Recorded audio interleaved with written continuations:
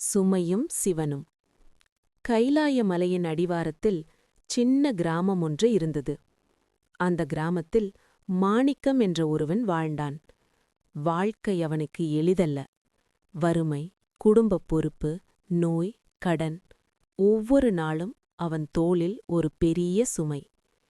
ஒருநாள் மனமுடைந்து, இனி என்னால் முடியல என்று சொல்லிக்கொண்டே அவன் சிவன் கோவிலுக்குள் நுழைந்தான். சிவலிங்கத்தின் முன் நின்று கண்ணீருடன் சொன்னான், ஐயா சிவனே, எல்லோருக்கும் நீ சுமை தாங்குவாய் என்பார்கள். ஆனால் என் சுமை மட்டும் ஏன் குறையவே இல்லை? அந்த இரவு மாணிக்கம் கோவிலிலேயே உறங்கிவிட்டான். கனவில் வந்த சிவன். அவன் கனவில் வெண்ணிற சாம்பலுடன், ஜடையில் கங்கையோட, புன்னகையுடன் சிவன் தோன்றினார். மாணிக்கா, நீ சுமை என்று நினைப்பது உண்மையில் சுமையல்ல என்று மென்மையாக சொன்னார்.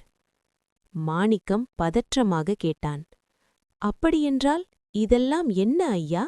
வலி, துன்பம், தோல்வி? சிவன் அருகிலிருந்த ஒரு பெரிய பாறையை காட்டினார்.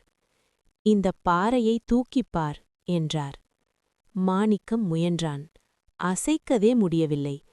அப்போது சிவன் சொன்னார், இப்போ இதை தூக்க முடியாததற்குக் காரணம் பாறையின் எடையில்லை, உன் மனத்திலிருக்கும் பயம். சுமை எப்போது சுமையாகிறது? சிவன் மாணிக்கத்தின் தோளைத் தொட்டு சொன்னார், நான் விஷம் குடித்தேன். அது சுமையா என்று நினைத்தேனா? இல்லை, உலகத்தை காக்க வேண்டிய கடமை என்று எடுத்துக்கொண்டேன். நந்தி என் வாசலில் நின்று காத்திருக்கிறான். அவனுக்கு அது சுமையல்ல, பக்தி. பர்வதி என் சக்தி. பொறுப்பு சுமையாக இருந்தால் சக்தி உருவாகாது.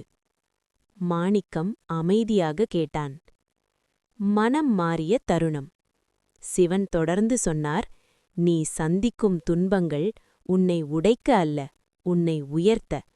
சுமை என்று நினைத்தால் அது உன்னை அழுத்தும். பாடம் என்று நினைத்தால் அது உன்னை வளர்க்கும். அந்த க்ஷணத்தில் மாணிக்கத்தின் மனம் லேசானது. அப்படியென்றால் என் வாழ்க்கையை நான் எப்படி பார்க்க வேண்டுமையா என்று கேட்டான். சிவன் புன்னகையுடன் சொன்னார், எல்லாவற்றையும் நம்பிக்கையோடு ஏற்றுக்கொள். விட வேண்டியதை விடு, பிடிக்க வேண்டியது உண்மை மட்டுமே. கண் விழித்த பின் மாணிக்கம் கண் திறந்தான். கோவில் மணி ஒலித்தது. சூரியன் உதித்திருந்தது. பிரச்சனைகள் மாறவில்லை, ஆனால் அவன் மனம் மாறியது. அன்று முதல் அவன் துன்பத்தை சுமையாயில்லை, சிவன் கொடுத்த பயிற்சியாய் பார்த்தான். மெதுவாக வாழ்க்கையும் அவனைப் பார்த்து மென்மையடைந்தது. சிந்தனை: சிவன் சுமையை அகற்றமாட்டார், சுமையைத் தாங்கும் மனதை உருவாக்குவார். நீ இன்று சுமை என்று நினைப்பது நாளை உன் வலிமையின் அடையாளமாக மாறலாம்.